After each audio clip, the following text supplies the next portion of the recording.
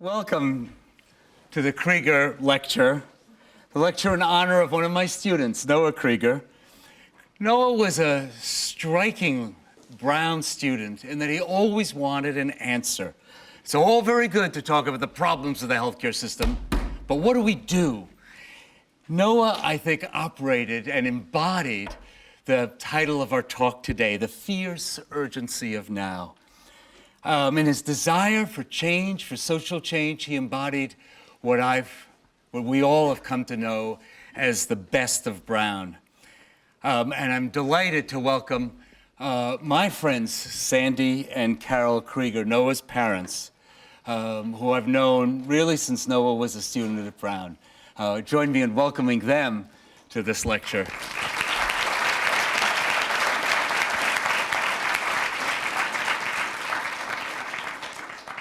When I was talking to Sandy and Carol at the beginning of the year, Sandy leaned back and said, "My dream speaker is Congressman Elijah Cummings." And so it is a particular honor for me to introduce Congressman Elijah Cummings. Born in Baltimore in 1951, Phi Beta Kappa from Howard University, 11 honorary degrees from colleges and universities across the United States. Many long lists of firsts, and I'll just mention one, the first African-American speaker pro tem in the history of Maryland. Congressman Cummings has dedicated his life, in his own words, to uplifting and empowering. He's one thing after another is battling for people who've been left behind over and over again.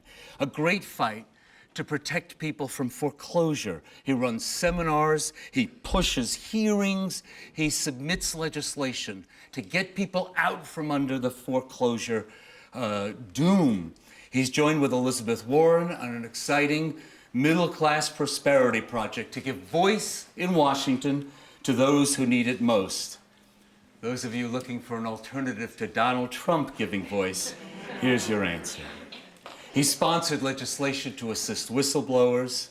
He has done an extraordinary negotiation, which I think he might talk about, to just bring the problems of Flint, Michigan to the congressional stage, and there'll be hearings, thanks to him, with the governor, the managers, and so forth. The people who poison Flint's water will have to stand to account because of his negotiating skill in Congress.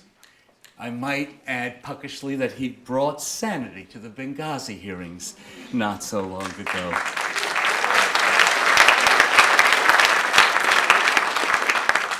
Our own motto in the public policy program is change the world. And at bottom, I could go on, but the excitement for us of having Elijah Cummings here is someone who is out there changing the world day in and day out. But the way he'd put it is this: our children are the living message that we send to a future we will never see. And he changes the world for our children. Congressman Cummings, it gives me great pleasure to welcome you to Brown.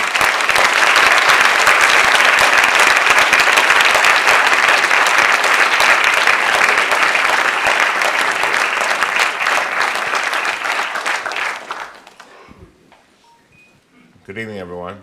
Good evening. Oh, we can do better than that. Good evening, everyone. Good evening. It is certainly my honor and my privilege to be here this evening. And I think this is the first time I've ever been in the state of Rhode Island.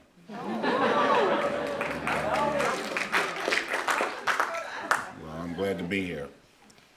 And to Director Marone, to all of you here and that have gathered here, I want to thank you for coming out. I want to also thank Sandy and Carol Krieger for having me. I said a little bit earlier to them that out of their pain came their passion to do their purpose. And by having these lectures, you lift up young people so that it can truly go into the future. telling folk that we help to make them stronger, bolder, braver. Give them a hand, please.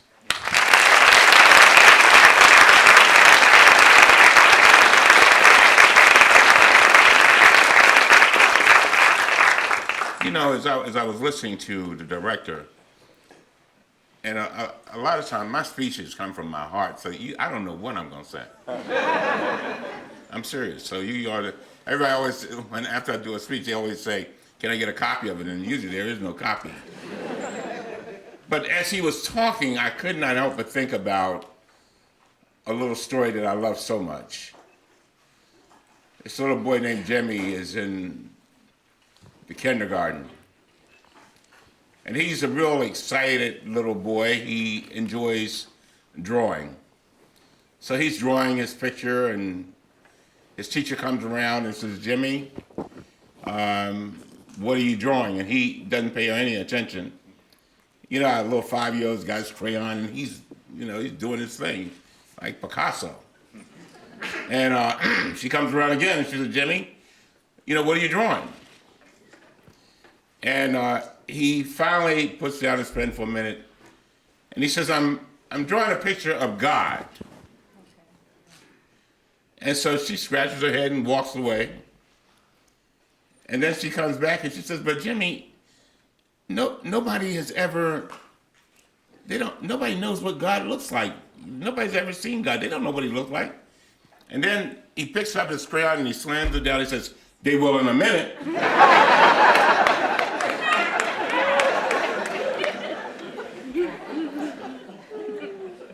The reason why I thought of that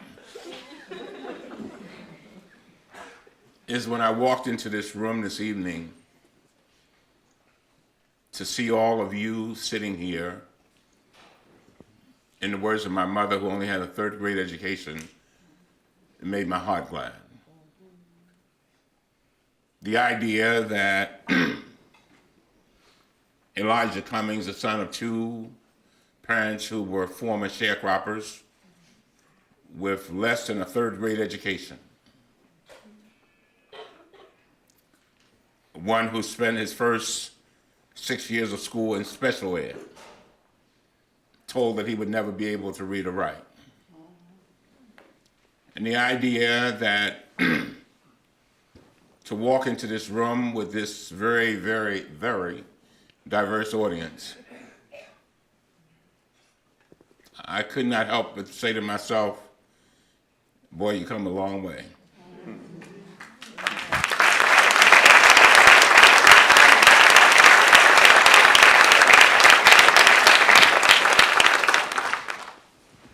And, the more I think about my life, it is simply, the director asked me a question. He asked me a question a few minutes ago, and he said, if you're getting 100 requests every week to speak, how do you decide which ones you're going to accept? And I told him I try to go where I believe I can have some impact, where I can inspire somebody and make a difference in somebody's life. And so I'm gonna talk about a number of things, and then I'm gonna bring it all together, and I promise you'll get the picture. Not very long ago, in Baltimore, we had the disturbances. A little boy named Freddie Gray, who lived in my neighborhood. Little boy who simply was trying to have a good day. And Freddie was taken in by the police. He hadn't committed any crime, but he ends up with a severed spine, a crushed larynx, and after a week in the hospital, dead. And I was asked to speak at his funeral. And I went to the funeral, and I didn't know him, but he grew up in my neighborhood. He lived in my neighborhood. And the parents said that the only elected official that they wanted to speak was me. So anyway, I spoke. And as I looked at Freddie laying in the casket,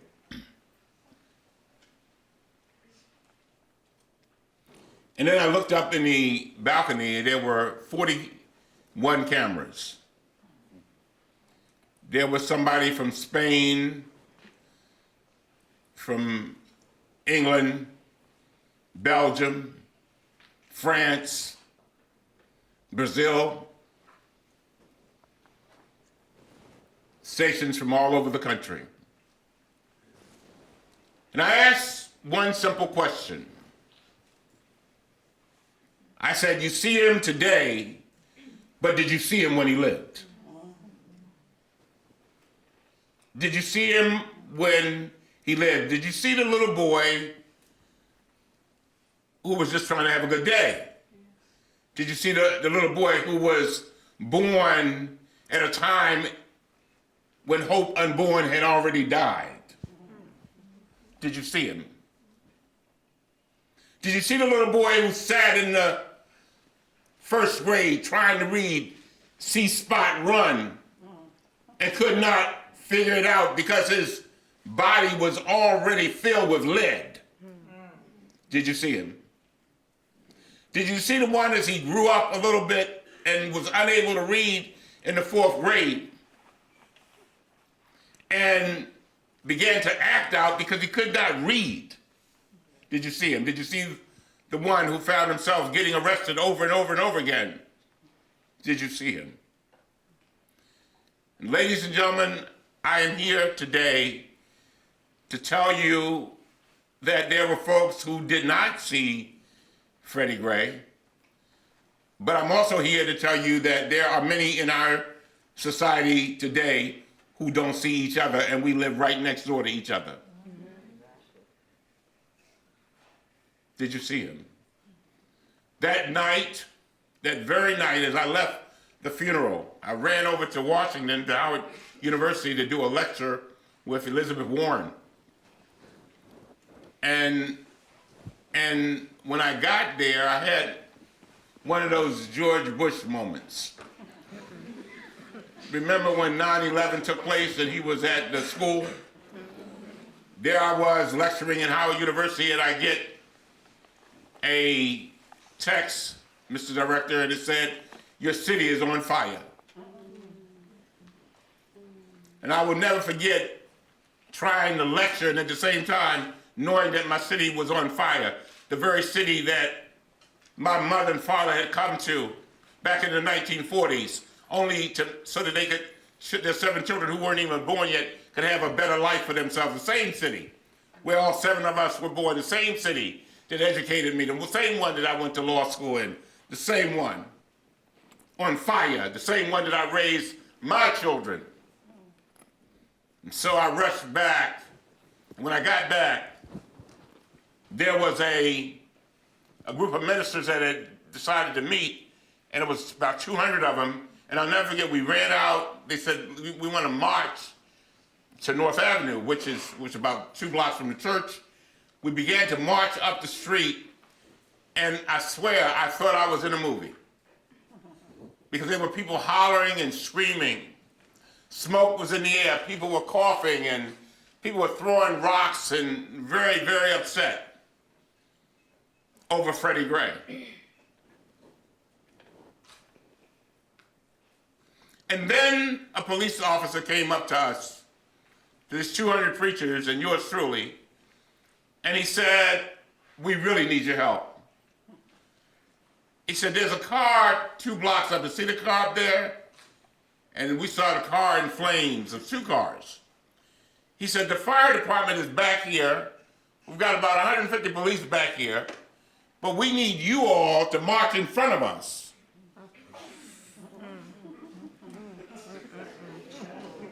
So we can get to the burning cars. And we began to march. And I will never forget, as long as I live, it will be seared in every part of my DNA. As we began to march, the smoke was so great. One of the preachers said, let's just kneel down and pray. So we knelt down and we began to pray. And this was a surreal moment. As I looked up, I thought I was getting ready to be taken to heaven. I looked up, and there was a fella on a U-Haul truck, dressed like Michael Jackson, with a white glove on. And he had some kind of a system where, he was playing a record, and he was singing and dancing. And I swear, I couldn't believe that this was happening. And so when I got home, I said, let me look up the words, the lyrics, to what he was saying, what he was singing. And what it said in part, it said, all I want to say is that they don't really care about us. All I want to say is that they don't really care about us. Tell me what has become of my life. I have a wife and 2 children who love me. I am the victim of police brutality. Now I'm tired of being the victim of hate. You're ripping me off my pride. Oh, for God's sake, I look to heaven to fulfill his prophecy. Set me afire. Tell me what has become of my rights. Am I invisible because you ignore me? Your proclamation promised me freedom and liberty. Now I'm tired of being the victim of shame. They're throwing me in a class with a bad name. I can't believe this is the land from which I came.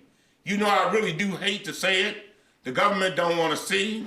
But if Roosevelt was living, he wouldn't let this be. No, no, no. Some things in life, they just don't want to see.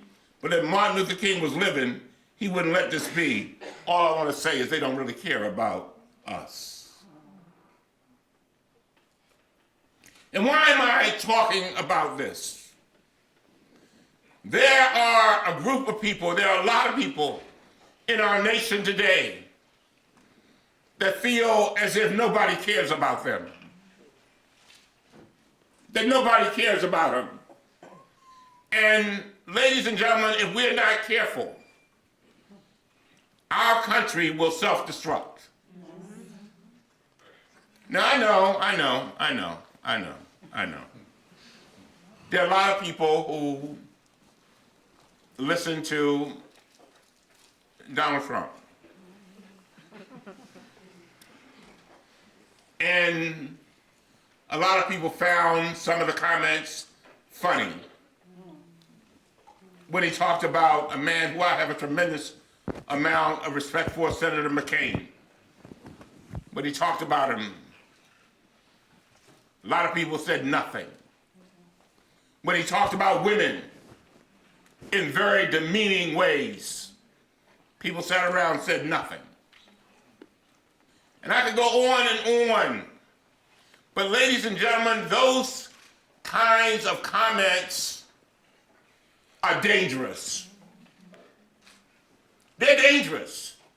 And I don't know whether you have watched it, but that scene of the young lady, the African-American young lady being pushed around in that rally, could have turned into something major explosion. And so what do we have to do? We've got to be the agents of change. And we no longer have the right to remain silent. And I'm not just talking about Trump. I'm talking about anybody who tries to turn us against each other. Anybody. And so they don't want to care about us. When I look at the Freddie Grays of the world, I cannot help but think about my own life. You may have seen me. I was on doing an interview with CNN one morning. And they said, and I'll never forget, the commentator asked me, he said, how do you relate to these people?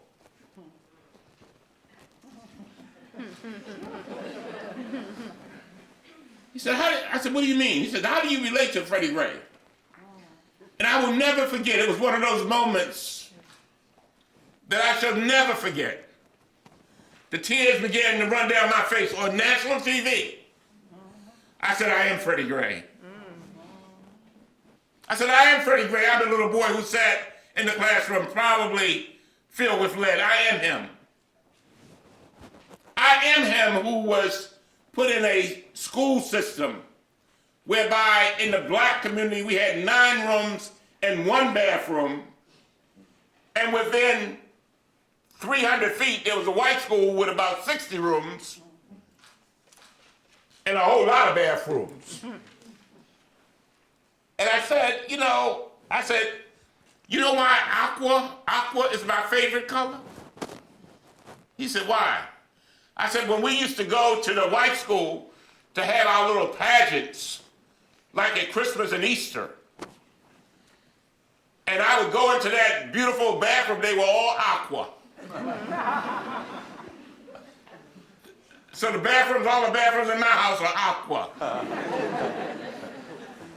Don't nobody really care about us. Ladies and gentlemen, when people get to a point where they lose hope, that's a problem. And so, where am I going? I say that we have got to begin to look at this moment with the fierce urgency of now. When Barack Obama, my good friend, was elected, I'll never forget, he called me one day and he said, this was like a year before he even announced. He said, Congressman, I need your help. I said, what do you need? He said, I'm running for president. I said, president of what?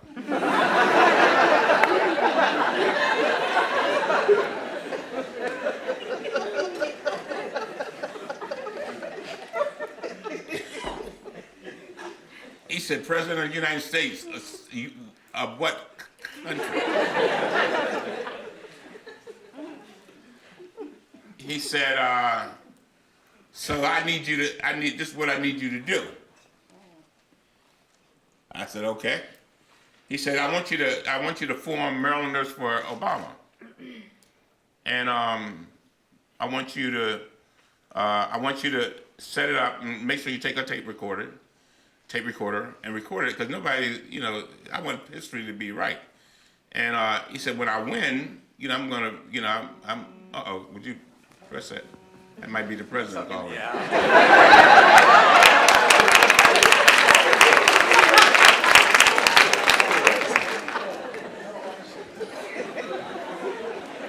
True. Am I? And he said, so make a recording. So anyway, we did. So I said, I followed the instructions. I knew I thought it was crazy, but it's okay. So anyway, I go to the Enterprise Library. I called all my friends and said, look, we're going to do this thing for President Obama. We're going to, help him. And he said, I want you guys to do 3 things. He said, you got to name a president, a vice president, you got a president, vice president, treasurer, and secretary. 4. I said, okay, elect him. I said, okay, fine. So anyway, we went, and I got there, and when I got there, guess what? At 5 o'clock on a Sunday afternoon, and we were, nobody showed up. 5:30, nobody showed up. It was just me. Nobody believed it. So I took my tape recorder out, and I promptly elected myself president, vice president, secretary, and treasurer. But why do I tell you the story? I tell you the story because we started off with 1, but by the end of the year we had 10,000. And I know that there are people who are sitting here who say that this president did not accomplish everything you wanted him to accomplish. I know that. But let me tell you something. This president has had maximum opposition. And I get tired of the people who go around saying, oh, he's a divider. He doesn't bring people together. Well, it's kind of hard to bring somebody together when they say they're trying to destroy you.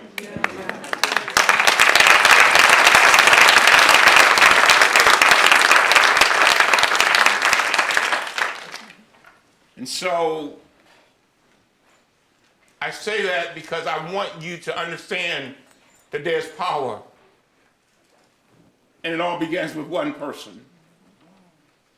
And I think about Freddie Gray every day because I see what happens in the Congress of the United States of America.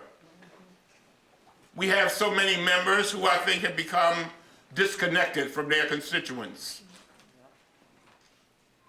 I sat with, as you probably know, Darrell Issa. He was my chairman. He was the richest member of Congress. I was the poorest. And one day, Darrell Issa decided that he's going to turn on my mic. And that thing really hurt my feelings. The idea that somebody would come to a point where they felt like they could just turn the 700,000 people that I represent off and not allow me to speak. Ladies and gentlemen, we're at a time when, again, we are a representative government. But when people are trying to cut off the ability of people to vote, and to cut off the effectiveness of the vote and their voice, such as, and when I say the effectiveness of a vote, telling a president that he cannot nominate somebody for the Supreme Court of the United States because his term is basically over and when he's got 11 months to go. There's something wrong with that picture. But we have to speak out. It may be only one person that starts speaking out, but we all have to speak out. There's a place in Disney World, a sign when you go to a certain park. And it says, we did not inherit our environment from our ancestors, we borrowed it from our children. Ladies and gentlemen, we have a duty to send our children to an environment that's better. But we also have a duty to provide them with a democracy that is better. And I think one of the things that bothers me more than anything else is the whole idea of the folks trying to take away folks' right to vote. And you can remain silent if you want to, but they'll take it away from African Americans today. They'll take it away from Hispanics tomorrow. They'll take away from somebody, the elderly, tomorrow. They'll take it away from somebody else, and next thing you know, you will not have a democracy. And so I beg you to speak out. But as I think about the urgency of now, the question is, what can we do? And I want to say to young people something that I've said over and over again, is that one of the things that you can do is join us in government. In my office, we have a young man named Harry Spikes. Harry is 31 years old. And Harry's uncle was suffering from prostate cancer. He had a very serious situation with prostate cancer. And he was fighting, trying to help his uncle get Social Security benefits. And as he was trying to get those Social Security benefits, after about, I guess maybe 3 years, he died. And Harry was so upset, and he came to me and said, we want to make a difference. I got to do something. He came up with this idea for something called compassionate consideration at the Social Security Administration. And Harry, the 31-year-old, was able to get the Social Security Administration about a year ago to change their policy on stage 4 prostate cancer so that instead of it taking 3 or 4 years to get your benefits, it now takes 3 weeks. Wow.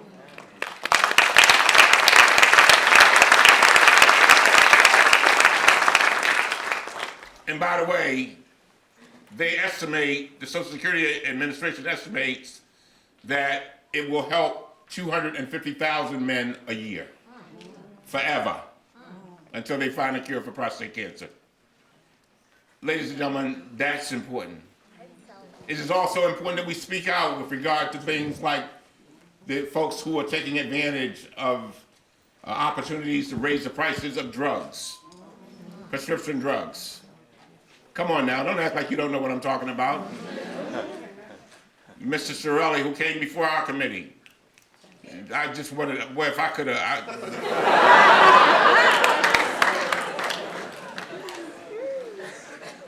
I was so mad.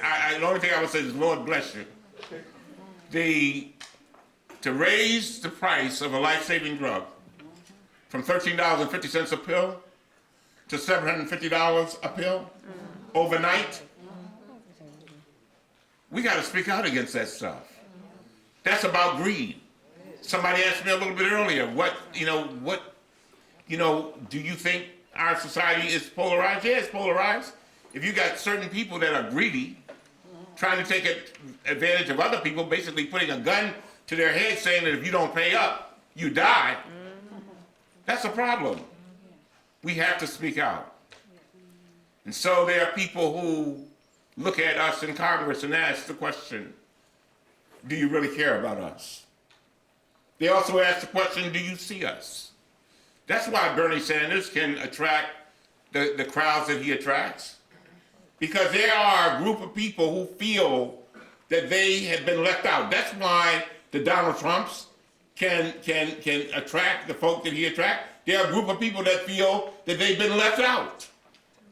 And keep in mind, it's interesting that Donald Trump said something, and he said it first, he keeps saying it over and over again. He talks about all the people that he loves. And they love him. He loves the Hispanics. Although he's not doing that well in the polls with him. He loves the blacks, as he says. And they love him, he says.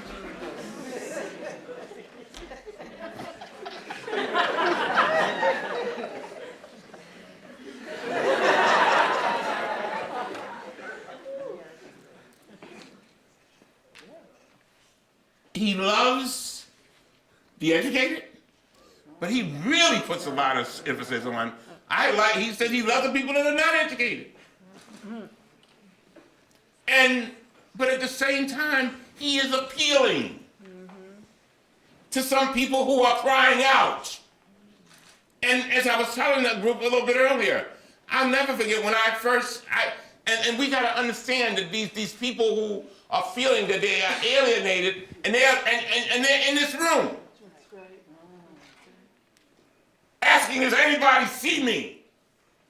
Does anybody see me slipping out of the middle class? Does anybody see me, the person who had dreams for my child, and now I don't even have the money to send them to college? Does anybody see my child who's graduated from college but has so much debt they can't even buy a car? You know, I'm learning the new language of the millenniums. Most of the people in my district, the young people, they ain't got no car. They don't have a car. You know why? They can't afford them. Can't buy a house. They're asking the question, does anybody care about us? And I don't care how you look at it. You have to ask yourself the question, because of the way our campaigns are funded, and you know what, I'm not here rooting for any candidate, but Bernie makes the point. And I know people keep saying, oh, he's just only got one issue. He's only got one issue. But you know what? The issue that he does have, he got the right one.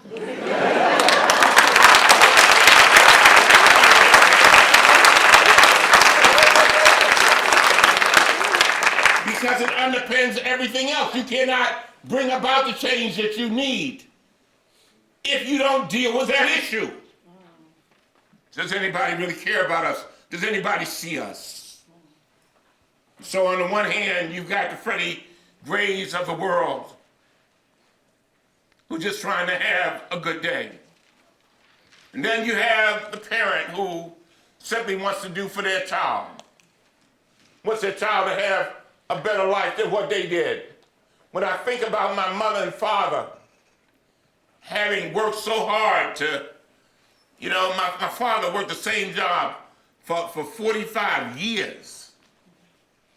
Didn't miss a day. And he made sure that his children got educated. My father used to have a saying, I got to tell you this one. My father, who God bless his soul, he died about 20 years ago. He said, if you miss a day of school, just one day, and he would say it just like this, just one day, that meant you died the night before. It'll take a while for y'all to get that. What he was saying was,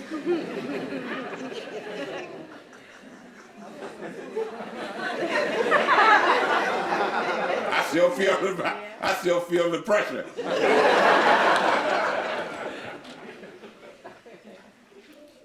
But he had a dream.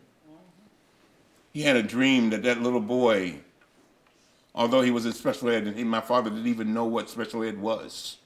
Just thought I was special. But he had a dream that that little boy would grow up and be somebody. He didn't expect me to go to college. But he expected me to grow up and be somebody.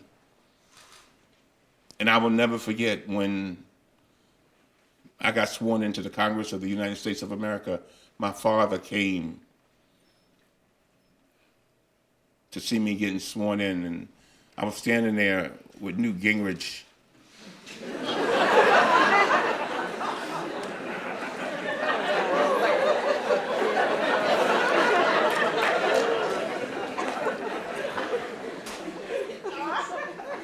And my father was in the balcony, and my father began to cry. I never seen my father cry. And so my father, I said, when he came down to the balcony, I said, Daddy, were you crying? Because I wanted to give him a chance to lie. He said, no. He said, yeah. I said, I was crying. I said, Daddy, why were you crying? I said, were you crying because you were so proud of me? He says, I'm proud of you, but that's not why I was crying. I said, well, why are you crying? He said, I kept looking at your hand. And then I look at my hand. I look at your hand, look at my hand.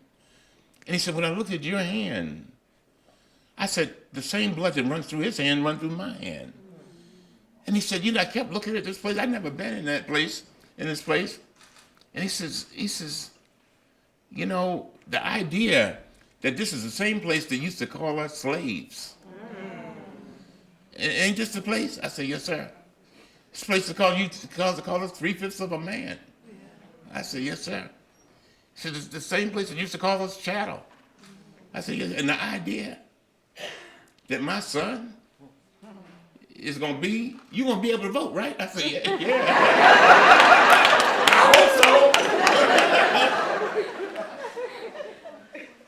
He said, but that's not why I cried. I said, why did you cry? He said, now I cried because now I see what I could have been. Oh. Wow. Now I see what I could have been. And shortly thereafter, he died. Ladies and gentlemen, there are too many people in our society that are worried that they will get to be 60-some years old talking about what they could have been. But it is up to us to bring about the change. Somebody asked me a little bit earlier, how do you deal with this? Do you have optimism? Sometimes I get very distressed. But I am optimistic for this reason. I'm optimistic because I believe, having lived now for 65 years, that our society will only take but so much. In some kind of way, it will be shifted back to where it is supposed to be. I believe that. But it's going to take us making that happen. So, don't nobody care about us. Don't nobody see us. But we must see ourselves. And we must lift up ourselves. And we must make ourselves better. And we must move towards that more perfect union. So I'm gonna be quiet. And I'm gonna leave you with just one little thing. You know, a while back, I had a situation where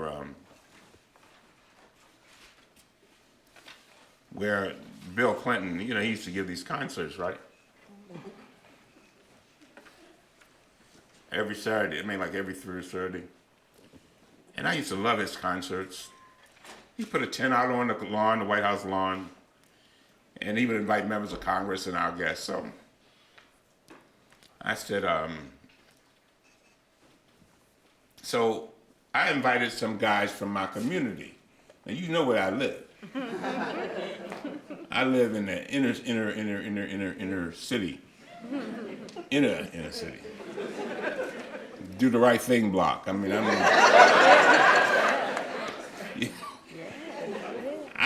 no, seriously, I live in the area where The Wire is filmed. I live in the area where at North and Penn, that was on CNN. So anyway, I invited 3 guys from my neighborhood, and they were excited. Mr. Cummings, you taking us tonight? Yes. Come on, let's go. So we went, and Mr. Director, they had Gladys Knight and Melissa Etheridge, and maybe 4 or 5 different acts. And then the president came out, and as only Bill Clinton can do it, I can't say it like he said it, but he said, now I want to present my favorite act. This fella is the greatest, he's my favorite of all times.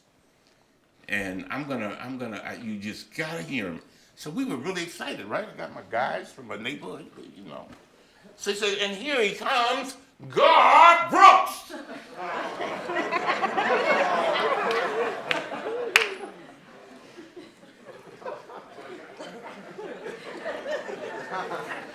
So my boys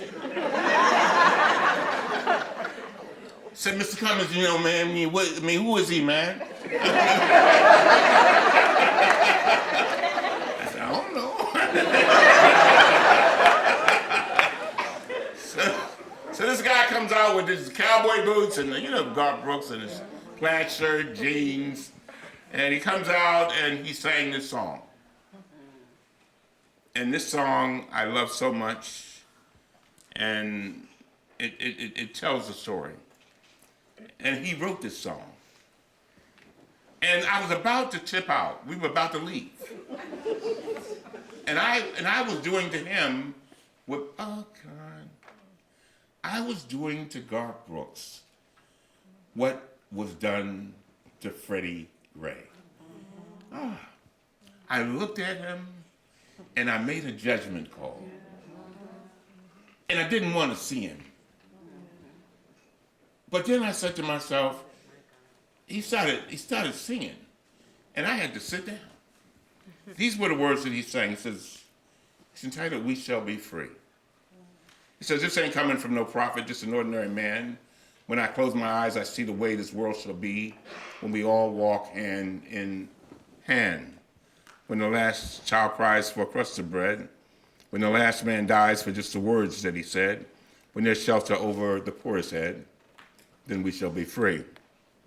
When the last thing we notice is the color of one's skin, and the first thing we look for is the beauty within, when the skies and the oceans are clean again, then we shall be free.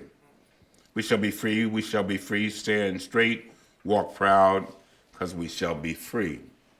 When we're free to love anyone we choose, when this world's big enough for all different views, when we all can worship from our own kind of pew, then we shall be free, we shall be free. And when money talks for the very last time, and nobody walks a step behind, when there's only one race, and that's mankind, then we shall be free. We shall be free, we shall be free. Stand straight, walk proud, have a little faith, hold out, because we shall be free. Thank you, ladies and gentlemen.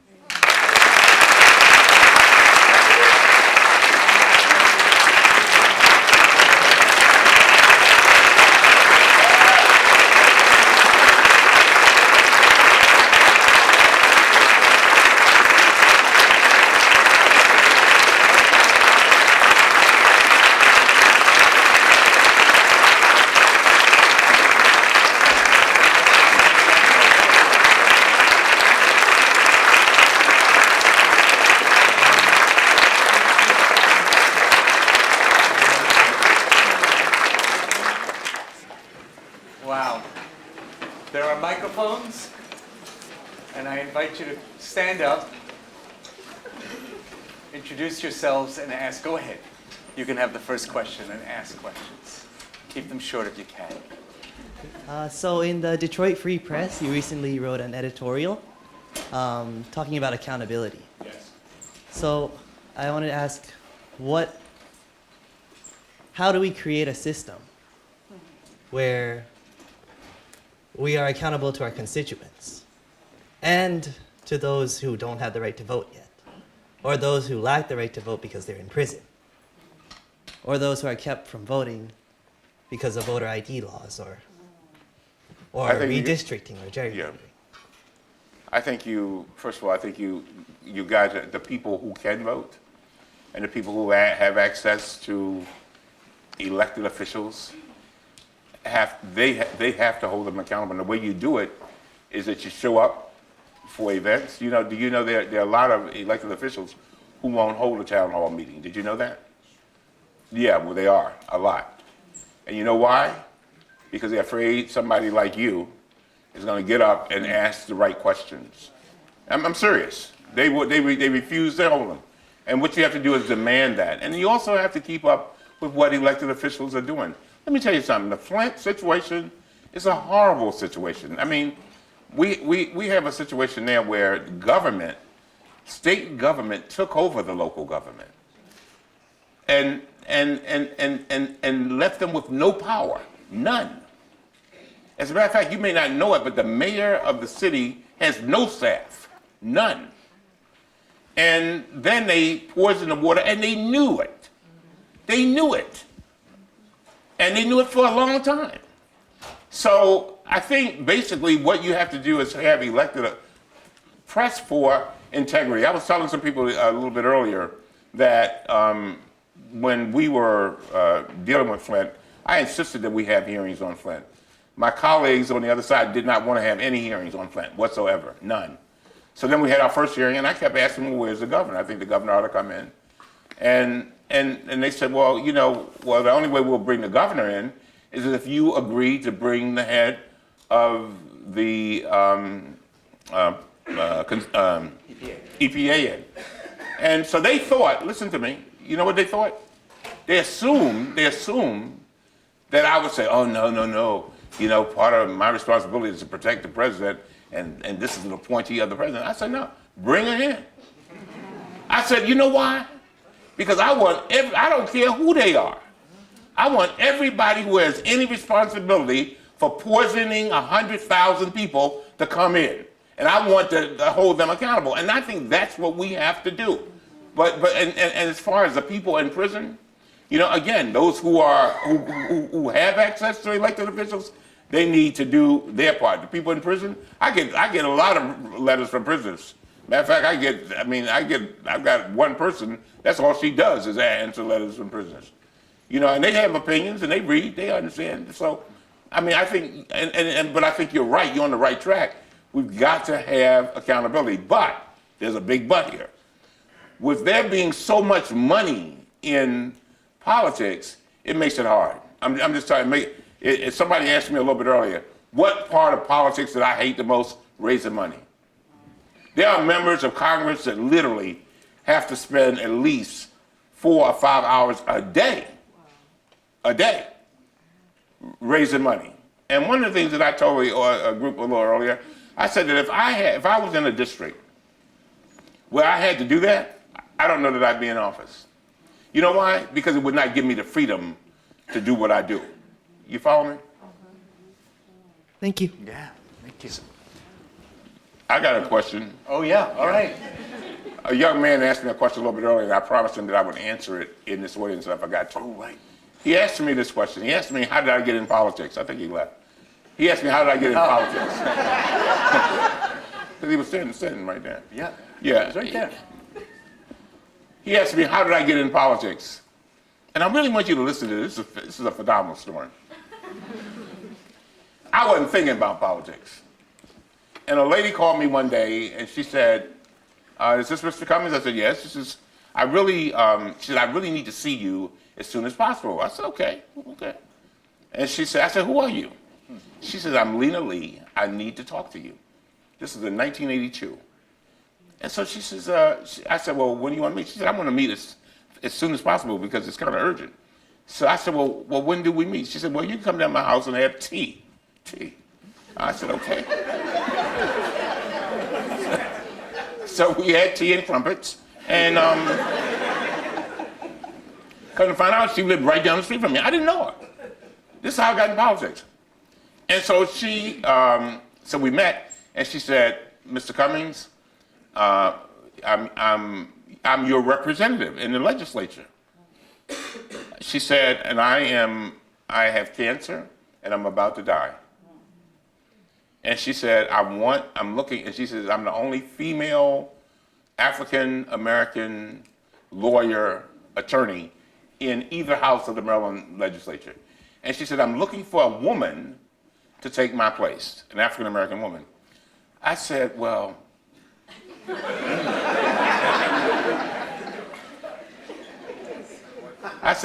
yeah, I know some. I'll check and try to help you out. She said, no, I've already checked. I said, okay. I said, well, she said, you'll do.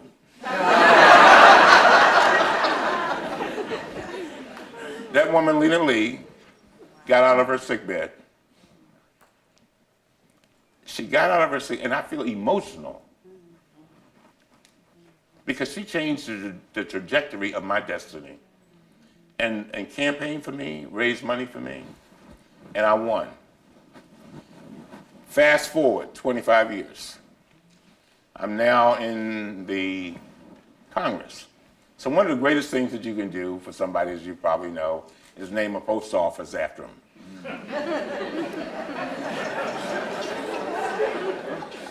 So I named the post office after Miss Lee, and guess what? She's still living. Usually they're dead. So Miss Lee comes, and she comes to the post office opening, and she says, now I just want y'all to know, she was about 100 years old then. I just want y'all to know, she got up, she was very clear. If I had known that I wasn't gonna die,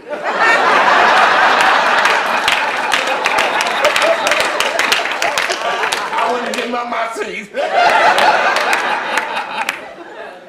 But it is amazing, and the reason why I tell that story is because we have to always realize that I just gave a speech at Howard University entitled "When the Holy Meet the Hurting," but I talk about how, using the Good Samaritan story, how we all can touch somebody's life. You'd be amazed a word of encouragement, or somebody just helping them with a little scholarship money to get some books. I mean, I tell my staff, there are times when $100 can be worth $1 million. If that child needs that book to be able to graduate and study, That's me coming. You know they got something, man. You know, That's me coming apart. the young people know what I'm talking about. They say when you drop the bike, you done said something. And you didn't even say anything. Oh, I didn't see it yet. Wait, anyway. Was I finished? Yeah. Yeah, go ahead. Congressman, you mentioned that you feel that Donald Trump draws a lot of his support from people who feel alienated from the political process. Yeah. I was wondering then how can you reach out to that largely poor, lowly educated white demographic without resorting and like make them feel included in the political process without resorting to the kind of divisive rhetoric that Trump uses? That's a great question. You know what? I think you have to go to them and be honest with them. You know, in my district, I have a lot of poor white people and a lot of poor blacks too. And I find myself, and I'm glad you asked me this question.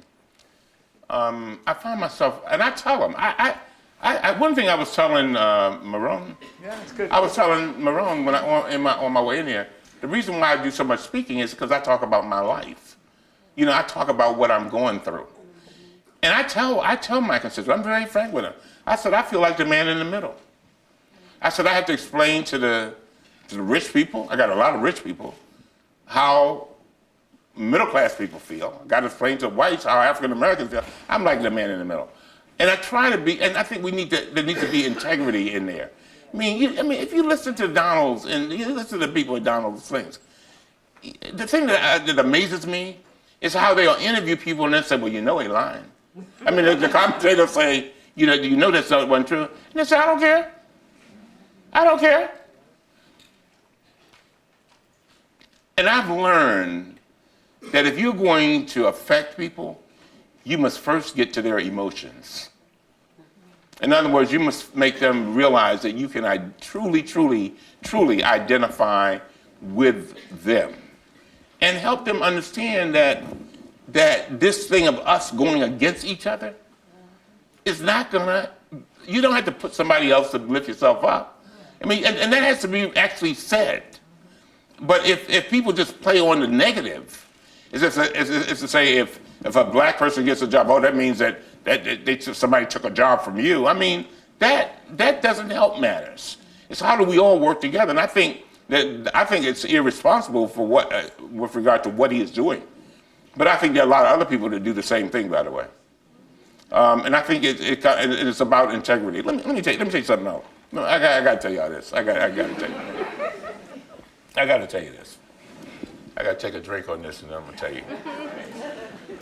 Let me tell you what a lot of politicians do.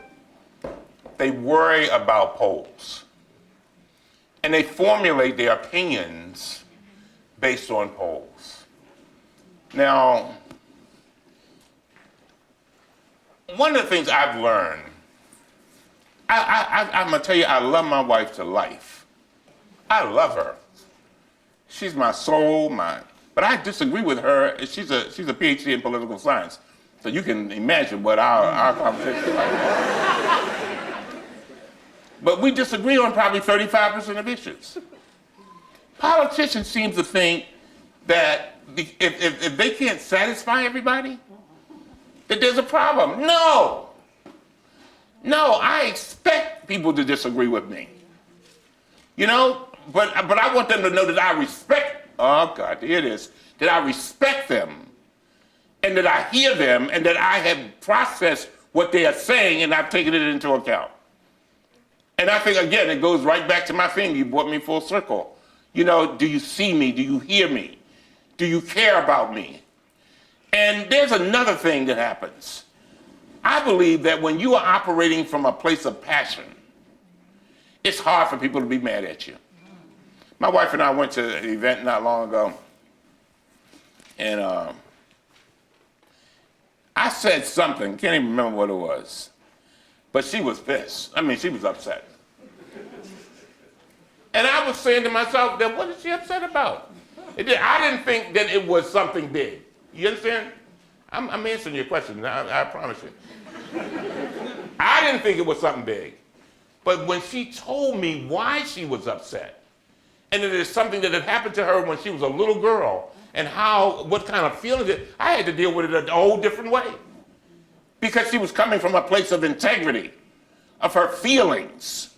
And when people come, I don't know if you've ever seen anybody, I remember when I first went to Colombia, South America, Uribe, who was the president of South America, was speaking. And he was speaking in Spanish, or whatever they speak in. He was speaking in that. I did not know the language, but I knew what he was saying. You know why? Because I could feel it. I could feel it. And so from then on, I would go and watch and just listen to all this stuff because I felt his passion. What I'm saying to you is that some people take advantage of people's already negative feelings and drive them to be against people. And I think people can look at people, they should look at them and say, I know you got some negative feelings and I know you feel bad, but let's work together to try to work this thing out. You follow what I'm saying? I think that's a better way to approach that. Because that's not, I mean, Donald, he can only go but so far with that. Now, I do believe he's going to be the nominee, by the way. Yeah. Yeah. Could you talk a little bit about your congressional colleagues? We see the show with the Democrats and the Republicans. When the lights are off and the cameras go off, does it change, or what we see is what we're getting? You see, is a lot of what you see is what you get even afterwards. But I must say that you will be very pleased to hear this. You know who's become my best friend in the Congress now? Daryl Ison. We have spent, listen to this. Oh God, you got to hear this one. We have co-sponsored several pieces of legislation since he got out. You know, they took him off the committee. He's chairman of the GEM committee now, literally. The only two members of the committee, one Democrat and one, anyway, the GEM. You know, like, you know what, GEM? But we have co-sponsored a number of pieces of legislation. And I do believe that there is a thing about the crowd. When you take somebody out of the crowd and take them off that stage, a lot of times they can be who they are. And I said, why are you sponsoring criminal justice legislation with me? And ladies and gentlemen, this goes back to something I said a little bit earlier. So often out of your pain comes your passion to do your purpose. He said that I have a brother who committed a crime when he was 17 years old. He's now 65, and he's never been able to get a decent job. So you never know. You never know what people have been through and how it might affect them. And last but not least, as I close, I'm getting ready. Oh, did you have something else? 'Cause I got one more thing. I was going to ask you how important it was that you were a preacher's kid. It was very important. My mother and father were very strict on us. And my mother and father, my mother used to say, "Thank God for your character, for who you are." And she also used to say that no matter what, if somebody smiles at you, be grateful. And I've found that has helped me in life. I've learned to be grateful for everything. There's a part of my story that I did not tell you. When I was in the 6th grade, I went to my counselor, and I told my counselor that I wanted to be a lawyer. So you can imagine what he thought, the special ed kid, right? I said, I want to be a lawyer. He said, "Oh, you can never be a lawyer." And I'll never forget the feeling that I had. And I feel that, and I have the feeling right now. I can feel the disappointment that I felt 50-some years ago. Can I stop there for a minute? Have you ever noticed how you can feel the same feelings that you felt years ago? I feel it right now. And I'll never forget, I went home to my mom and I said, "Mom, the counselor said that I could never be a lawyer because you and Dad didn't get past the 3rd grade. We're living with 7 children in a 3-room house." You know, it went on and on and on. And she said, "There are a lot of educated fools."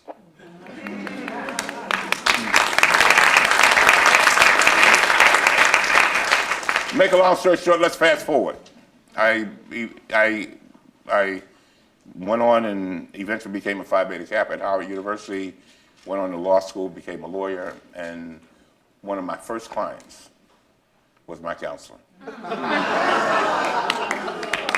And I tell that story, and to this day, but out of my pain, I cannot, it's very difficult for me to go in to particularly elementary schools and see little black boys in particular without feeling something.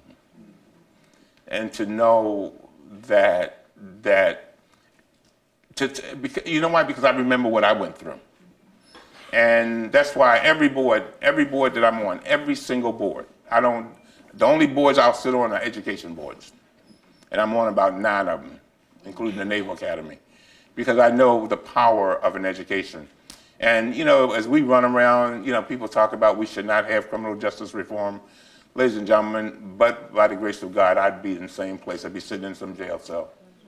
But my parents were very, very, very strong. As I close, let me say this. I told this story a little bit earlier, and this is for our young people. You will probably never see me again in person. But I have come here to beg you to do something. And that is, I want you to do whatever it is that feeds your soul. Do what feeds your soul. Do what you have a passion to do. I've seen so many people who come to me looking for jobs, and they'll come and they'll say, Congressman, I'm making $150,000 at this law firm, and I want to work with you. And I'll say, but you know, none of these jobs are over $100,000. And they'll say, but I want to do this. I say, why? They'll say, because I've been doing what I've been doing for 15 years, but it does not make me feel good. That's something to think about. And on that note, I was talking about my mother, and my mother suffered a stroke on New Year's Day. My mother's a preacher, and 89 years old. And my mother suffered a stroke. My mother, and I miss talking to her. We talk every day. And you all who have a mother, call them. No, I'm serious. It means a lot to them, believe me. Even if you just call and say, hey, don't call or borrow no money, just call. Just say. I have 2 daughters that call for money. Anyway, I was telling this story, but I want you to think about this story. My mother, when she had her stroke, and it was a major stroke, this is a woman who was vibrant, was even preaching at 89, and had just a wonderful ministry. She founded her own church.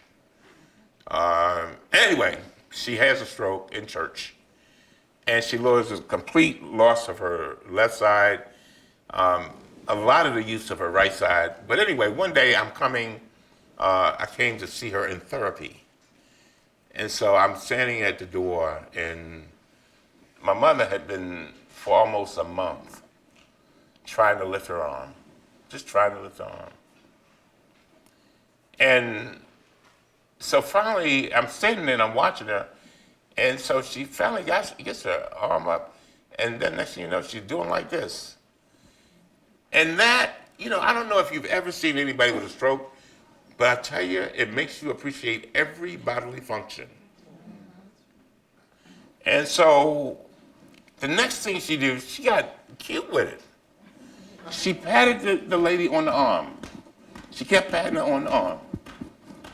Kept patting her on the arm. And the next thing I knew, the young lady who she was treating her, the therapist, began to cry. And I went to the therapist and I said, why did you cry? She said, because I knew she was saying thank you. She could not utter the words, but I knew she was saying thank you. And she said, Mr. Cummings, the greatest joy I have is seeing my patients do well. See, I don't know how much money this lady was making, but that was something that fed her soul. You understand? She got joy out of that. She got joy. And then I asked her this question. I said, how did you get into this therapy thing? She said, my grandmother had a stroke, and my grandmother died. And out of that came my commitment to help other people. My second thing to my young people is do that you have a passion about that feeds your soul. But also make sure that whatever you do, you understand that there are going to be difficulties in life. Bad things are going to happen. I'm telling you. There's a song that Nancy Wilson sings that I love so much. If I could, I would. Y'all know that song? Come on now, if you don't know, you need to look it up. You need to. No, I'm serious. Y'all know what I'm talking about? If I could, I would. In other words, she's talking to her child.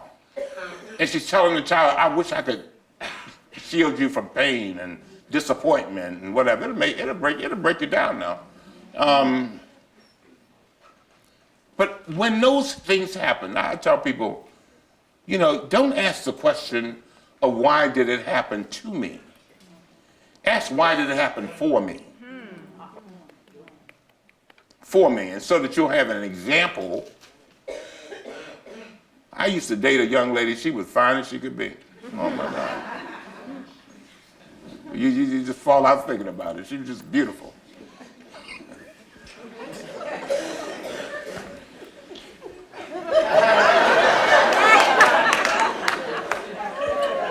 And one day, she quit me. That thing hurt me so bad.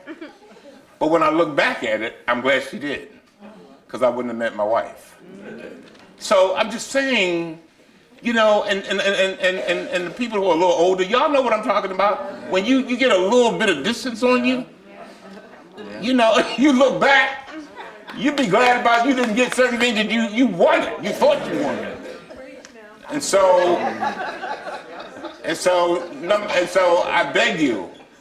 And the reason why I talk about that is because so often in those moments when we are down and feel like everything is working against us, that may very well be the moment that changed the trajectory of our destiny. And then a lot of times people do stupid stuff in those moments. And so, again, I have, you got something else? You right? Got nothing. I have been truly honored to be here. And the next time you all see me doing what I do, just know that, you know, this is a former special ed kid. When you see another little black boy, you know, I hope you'll think about me and realize that, you know, if given the guidance and given the education, that little black boy can grow up to be somebody and do something. And see him, respect him. And on the nights that I'll never forget, the nights, Mr. Director, when we were on the corner on Pennsylvania and North. Speaking of respect, there was a guy that came up to me, and I am finished with this. You know, when I would get on the corner, the curfew was 10 o'clock. I would get there around 9 because I wanted to get people off the corner because I didn't want them to get arrested. So this one guy, I would always go for the people who were giving, you know, they were acting out. So I would go and talk to them. So I would go up to this one guy and I said, brother, so you know we got to be off the corner by 10 o'clock. So we're going to be leaving here. I want you to come with me. We're going to leave here at around 9:45. And he said, I ain't going nowhere. I'm not going anywhere. I'm not going anywhere. Let them arrest me. I said, you got kids?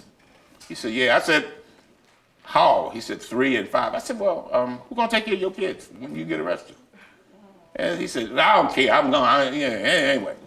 So then I began to pray. And I began to sing this song. And the song was This Little Light of Mine. I'm gonna let it shine. And I hugged him. And I said, brother, I just want you to know I love you and I respect you.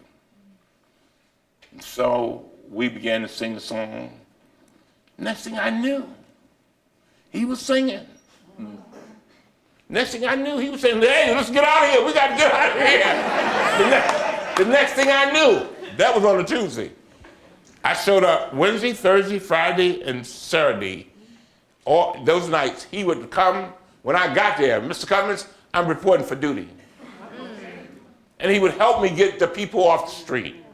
What I'm saying to you is that when you see them and when you respect, and I'm just not talking about black people, I'm talking about us seeing and respecting each other. When we see and respect each other, then we'll be a greater nation. We'll be a greater world. May God bless.